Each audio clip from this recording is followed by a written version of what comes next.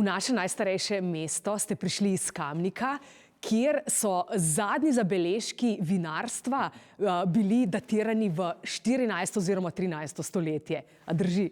Vinogradi v Kamniku so bili v srednjem veku, predvsem zaradi namena maševanja in priročnosti oziroma relacije so bile težko premagljive in so rabili tudi nekaj vina v Kamniku. Sicer je to že zelo dolgo nazaj, ampak še vedno obstaja grič, se mu reče Poljane, je vzhodno orientiran, kar pomeni, da je super lega bila za tiste razmere, za vzgojo vinske trte. Tudi nekateri stari kamniški priimki, recimo Nograšek, pričajo o tem, da tudi v Kamniku je nekoč bil vinograd. Se je pa njega dni vinarstvo širilo po mestih skupaj z krščanstvom, ne? Po razpadu Rimskega cesarstva Slovani so bili pretežno pridelovalci piva in medice. Vino se ni več pilo tako, kot bi rekel, v antiki.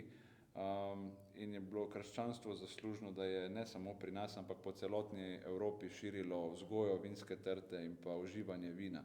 Šele potem v poznem srednjem veku se je začelo tudi trgovanje in pa bi rekel konzumacija pri vseh ostalih stanovih, ampak ravno krščanstvo je bilo tisto, ki je načeloma po celotni Evropi razširilo vinsko trto. Strastno ste predani vinu, kajti že v mladih letih ste raje kot zvočnike kupovali drage steklenice vina. Ja, drži. Imel sem enega kolega, ki je bil recimo enako usmerjen in namesto, da bi kupoval zvočnike ali pa lite feltne, sva si rajši privoščila steklenico ali pa dve nekoliko dražjega ali pa bom rekel za študentski žep dražjega vina. In na ta način sva, bi rekel, odkrivala neke druge sfere, kot pa recimo dobrovoljček ali pa neko namizno rdeče, ki je bilo popularno v koncu srednje šole ali pa začetku študentskih let. Nato pa sem šel na študij živilstva, kjer v bistvu me je vino kot tehnologija, malo zaradi, bi rekel, zaradi osebnih hedonističnih nagnjenj, malo pa tudi kot tehnologija mi je bilo najbolj blizu in zato sem po nekem spletu naključij pristal na Ptuju, dobil priložnost, da delam v taki častitljivi kleti. Nahajava se v ptujskih vinskih katakombah. Kakšno količino vina imate tu, če se štejeva te lesene sode, pa tudi inoks posodje? Trenutno... Kakšno količino ljudi bi lahko napojili? Po slovenskih standardih okoli 100 tisoč ljudi, če bi bilo to vse polno. Govoriva o kapaciteti nekje okoli 4 milijone litrov vina, ampak te kapacitete niso bile polne že kar nekaj let, če lahko celo rečem desetletji. Danes pridelujemo okoli milijona litrov vina, se pravi plus minus, odvisno tudi od letine. Ta številka je nekje, bi rekel, v zadnjih 15 letih okoli milijona litrov.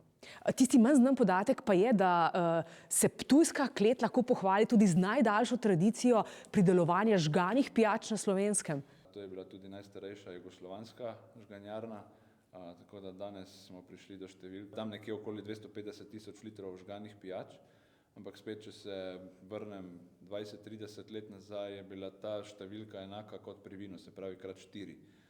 Ptujska klet pod znamko Petovja in tudi pred časom, bi rekel, ko se je Petovja pridružila ptujski kleti, je to podjetje delalo okoli milijona litrov žganih pijač. In seveda skozi leta, skozi spremembo navad, vedno manj uživanja alkohola, se seveda tudi te številke zmanjšujejo.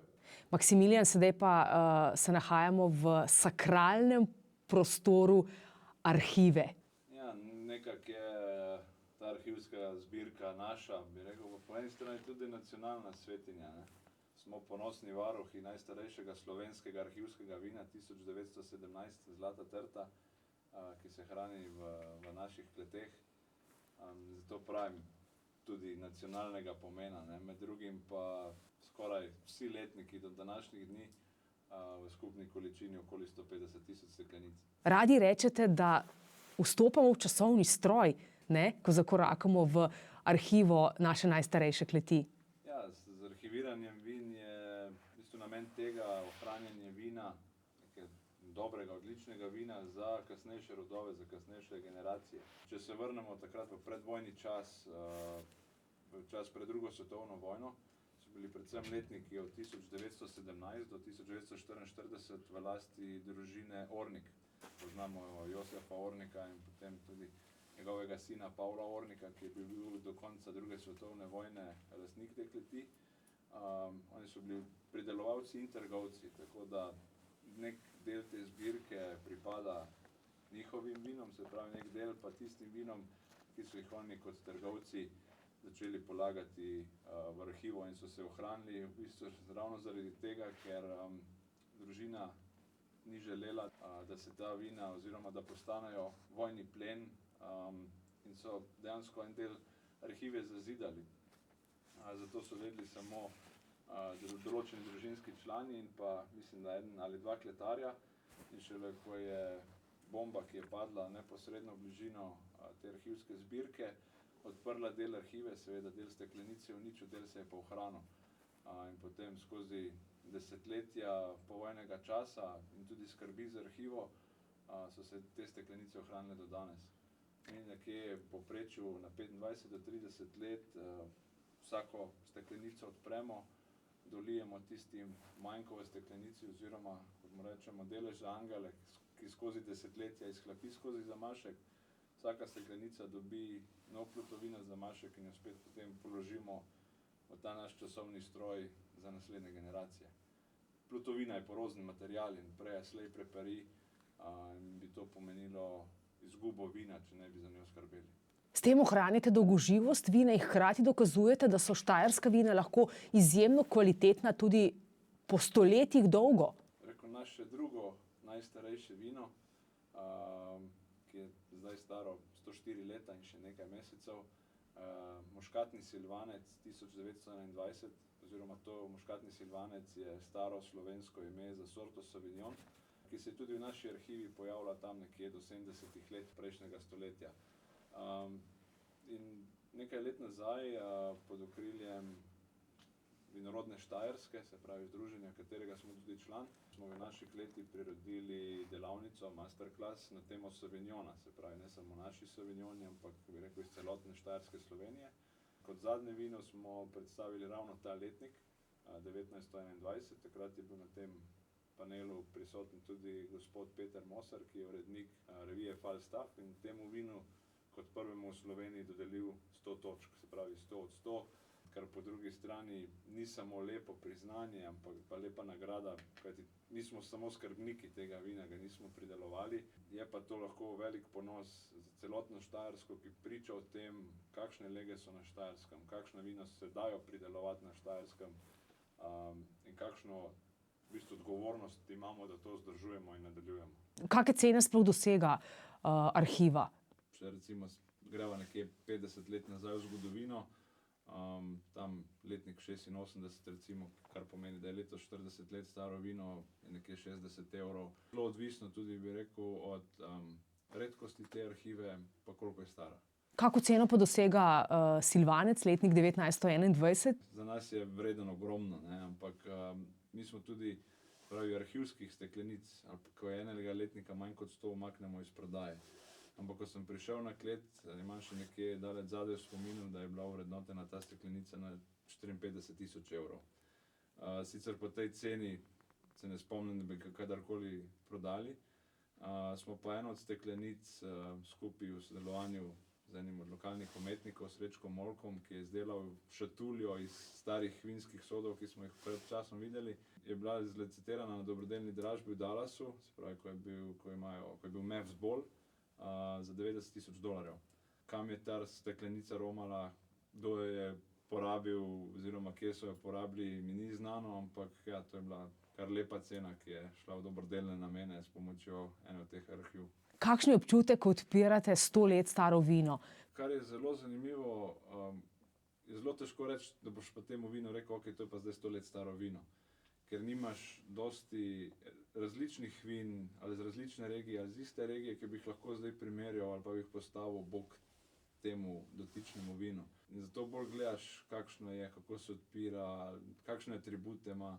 In večina teh starih letnikov, 60, 50, 70 ali pa 100 let starih, delujejo še izredno mladostno. Tako da marsikomu, ko smo ga dali za poskusiti ali pa ko nismo povedali, kakšen je letnik, se je sigurno zmotil za 30 ali pa 40 let. Ne. In jaz mislim, da gospoda Moserja je tudi ta atribut prepričal pri muškatnem silvancu, da v bistvu ni niti deloval star 100 let. Na kak način najstarejša vinska klet na Slovenskem sodeluje z zgodovinskim mestom Ptuj? Zdaj pri tem je sigurno zgodovinski aspekt kleti, se pravi smo ponosni povezovalec tako tradicije vinarstva, kot tudi zgodovine tujskih trgovcev vinskih, ne nazadnje pa tudi kulinarike, ne. Vino je, po eni strani lahko okoli nas vidimo lepo zgodovinsko arhitekturo, tradicijo, ki se je razvijala skozi čas, po drugi strani pa mestu ponujamo tudi nek kulinarični užitek, ne.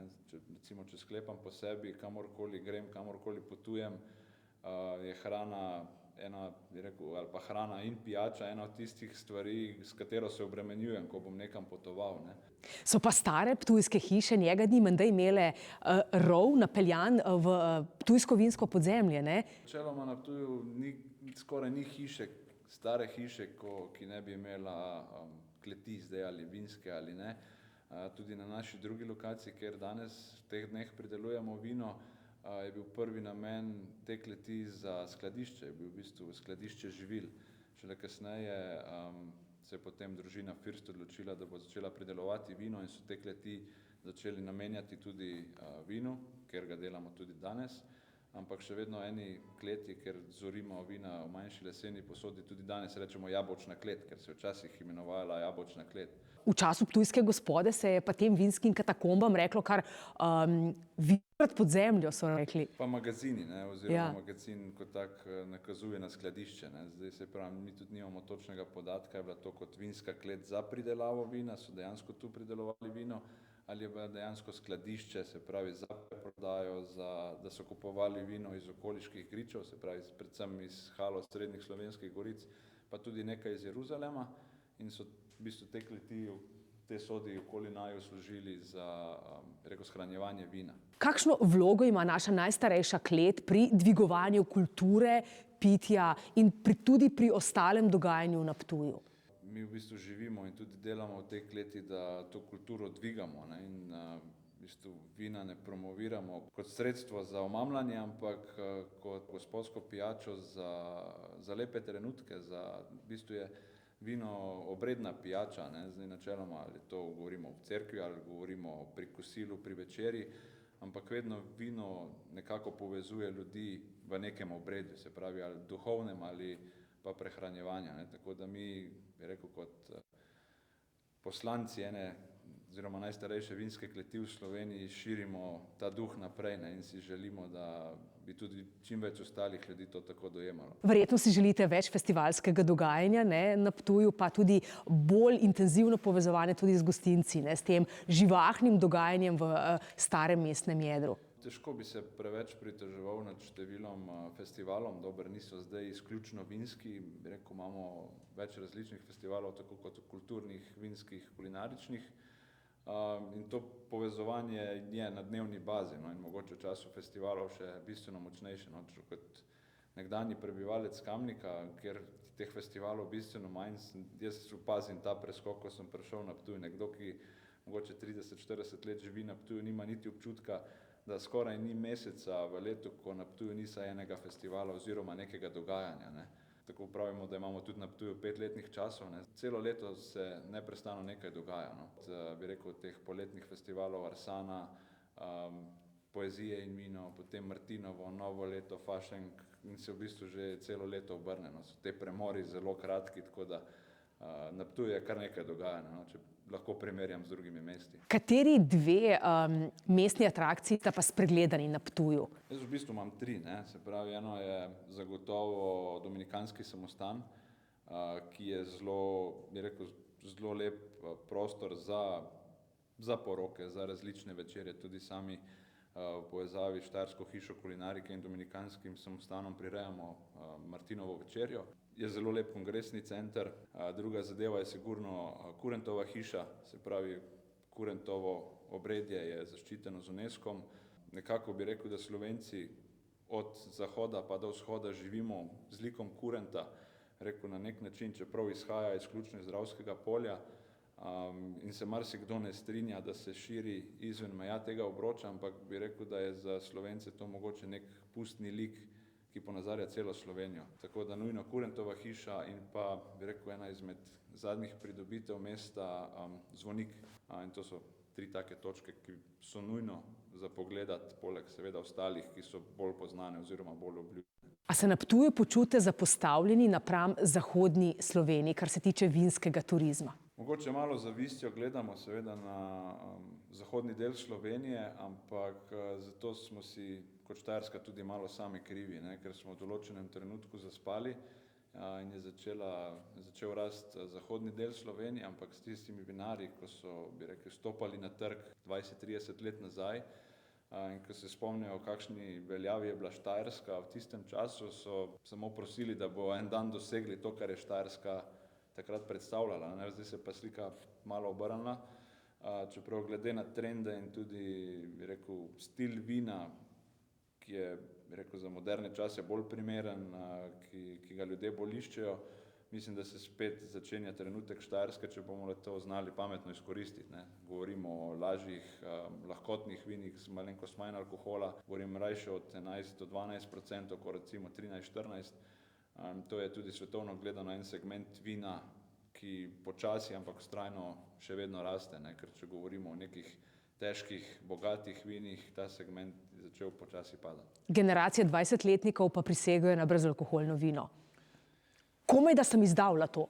Tudi jaz, ne, ker gledano po vinskem zakonu je vino fermentirana pijača na osnovi grozdja, ne, alkoholna pijača, tako da za tisto drugo je potrebno po moje poiskati nek drug izraz. Ne gre samo zaradi tega, da v bistvu odstranjujemo alkohol in pod nekimi narekovaji delamo neko pijačo bolj zdravo, ampak po drugi strani pa mogoče premalokrat omenjamo, da so vsa ta brezalkoholna vina, bi rekel, da še vedno imajo telo, da so zanimiva za potrošnika, običajno z več sladkorja in govorimo o 30-40 gramih sladkorja, zdaj pa naj pač vsak presodi, kaj je potem bolj zdravo, ne, oziroma kaj bolj vpliva na posameznika. Ni pošteno, da vedno gledamo samo z ene perspektive, če rečemo brezalkoholne vino in pa vino. Kako se v ptujski okolici soočate z rastočim problemom sekanja družinskih vinogradov? Kar jaz opažam, tisti večji atraktivni kompleksi, ne, govorim o lepih kompleksih, nekih večjih celotah, tisti so vedno zanimivi za vinogradništvo in tudi bi rekel za samo vinarstvo. Bi rekel, saj z tega konca, kjer opažam, rekel, da se krčijo tisti manjši družinski vinogradi, kjer rekel, mlajše generacije enostavno nimajo več časa skrbeti za trto, pridejo ob 4-5 popoldne domov, treba iti vinograd, treba kositi, treba bi rekel, zaščititi vinsko trto in enostavno to ne zmoremo več. Ne. Rekel, starejše generacije so še mogoče imele malo več navezave na zemljo, malo več spoštovanja do tega, pa tudi časovno, če gledamo, kdaj so prihajali iz služb, so bilo to drugačen način življenja je bil, no, in bi rekel, za upad vinogradov bi bolj pripisal izgubo vinogradov tem manjšim vinogradom, ampak ker je v Sloveniji več kot 30 000 registriranih vinogradnikov, izključno od vinarstva, vinogradništva pa mogoče živi, ne vem, 500, 600, 700 družin, bi rekel, skoraj 30 000 jih še pa ostane takih, ki so načeloma hobi vinarji, ne. In tukaj imamo sicer kot tradicionalno vinska dežela eno romantično hobi vinogradništvo in tisto, ki je poslovno, ki ni več, seveda romantika vedno pri vinu ostaja, ampak glavni cilj je pa, da preživimo, da širimo, da ohranjamo vinarstvo in to je izključno posel, ni na prvem mestu romantika, ker če bi bila na prvem mestu romantika, že marsikoga ne bi bilo več. Ne. Ko govorimo o nekem združevanju, ko govorimo o nekih idejah, napredkih, imamo 30 000 različnih glasov, ki odločajo, bi rekel, o peščici tistih, ko dejansko ustvarjajo, vračajo nazaj, bi rekel, tudi v državno blagajno, širijo vino po svetu in tu vidim, da dostikrat nastane problem, se pravi neosozvočenje tistih, ko živimo dejansko od tega in tistih, ko imajo to za, bi rekel, hobi, sprostitev, zabavo.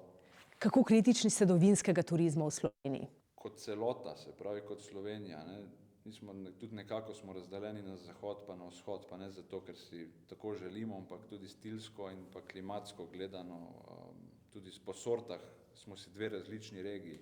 Tukaj nimamo, bi rekel, kot posamezni deležniki enega skupnega cilja, nima pa Slovenija tudi kot, bi rekel, neke krovne marketinške organizacije, ki bi nas, ali pa kot Slovenijo, kot vinsko destinacijo enakovredno promovirala, da bi rekel sploh tujci ali pa tisti, ki ne vejo, da v Sloveniji obstaja vino, čeprav vino pridelujemo na naših tleh že skoraj 2500 let, začenši s Kelti, in se mi imamo za v bistvu neko vinsko deželo, ampak po drugi strani pa še vedno capljamo, se pravi, ker več je združen, pa so manjši vinogradniki, pa so družinski vinogradniki, pa recimo Vinska družba Slovenije, pa so potem še neke druge, druga združenja in mogoče vsak malo na svojo nit vleče, ne? Ampak kar ni s tem nič narobe, vsak pač svojo promovira, manjka pa nam, neka organizacija, ki bi strukturirano delala in pa promovirala Slovenijo kot vinsko deželo.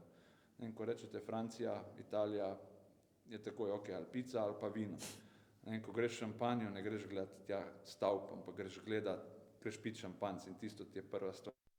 Marsikaterega tujca, ko vprašaš, že dobro je, da ve, kje je locirana Slovenija, drugo pa to, da tudi delamo vino in delamo dobro vino, ne? Svetovno primerljivo vino. Sem ste prišli pred 10 leti, kako novo ambiciozno zgodbo želite pisati za v bodoče? Jaz si želim, da bi tak let, ali pa če rečem Štajerska kot taka, imela spet nekoč tako veljavo, ki jo je nekoč imela. Problem pa je v tem, da kar se vseh teh letih, pa recimo rečeva okvirali 150, 100 ali 50 let, toliko spremenilo, da bo spet potrebne generacije. Tako da jaz včasih malo ne verjamem, da bom doživel to slavo, ampak moramo imeti pa vsi v glavi, da ne delamo za ta trenutek, da delamo za vnuke, pravnuke, se pravi, da delamo za 100, 200 let naprej. Kdaj bo trenutek, ko so bila štajerska vina najbolj na tleh? Jaz mislim, da tam nekje proti koncu Jugoslavije, začetek osamosvojitve. Takrat so štajerska vina še nekako bila na vrhuncu, odvisno bi rekel tudi od kleti, od proizvajalcev, potem pa smo začeli malo spati na lovorikah, ne. Recimo tudi, če gledamo arhivska vina, tam nekje do 2002, 2003 se še vedno pojavljajo vina z botritisom, se pravi pozne trgatve izbori, s kar nekaj preostanka sladkorja, ne, govorim 20, 30, 40. Ampak to ni bil več stil, ki bi ga ljudje želeli. Recimo Brici v tistem času ali pa zahodna Slovenija v osnovi niso imeli takšnih vin in so takrat tisti potencial še bolj izkoristili, se pravi bolj čista, bolj sadna vina, če govorim, da ni bil prisoten botritis, suha vina in so prej ujeli ta vlak, kaj je pivec želel. Šele nekje tam 2006, 2007 je Štajerska začela malo razmišljati in se pravi naša klet, bi rekel tudi kolegi iz Ormoža, so začeli delati drugačen stil vin. Se pravi, so izkoristili tisto, kaj jim regija da, ampak v drugačnem pomenu. Se pravi, še večjo sadnost, intenziteto, prijetne živahne kisline, nizke alkohole, tudi uporaba lesenih posod ni bila več primerna, ker to tudi definira stil, tako da se je šlo bistveno več v cisterne z nerjavnega jekla, ampak ko ti zamudiš že 5 let, potem dokler se vrneš nazaj in se pravi, rasteš kot regija, bo trajalo, ne, in mogoče ta preskok so najprej naredile, bi rekel, večje kleti ali pa tisti, ko so si to lahko privoščili, pa tisti, ki niso bili trmasti, ker pri vinu mi vedno rečemo dober, boljši, moj. In to je mogoče včasih napaka, ne, da je treba malo kaj dol požreti, premisliti, pogledati prek sosedovega plota, pa videti, kaj gre, ne.